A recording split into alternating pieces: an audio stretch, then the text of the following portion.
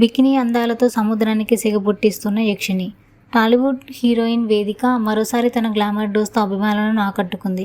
Black బికినీలో తళుక్కుమన్న ఫోటోలను ఆమె ఇన్స్టాగ్రామ్లో షేర్ చేయగానే సోషల్ మీడియా అంతా వైరల్గా మారాయి.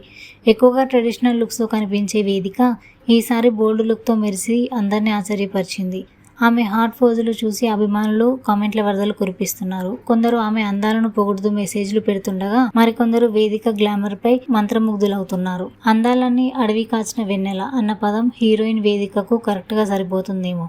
సన్నజాజి లాంటి నడుము, పాలరంగు శరీరము, కుర్రాలను పిచ్చెక్కించే ఫిజిక్ ఉన్న ఇండస్ట్రీలో ఆమెకు సరియైన అవకాశాలు రాలేదనే చెప్పాలి.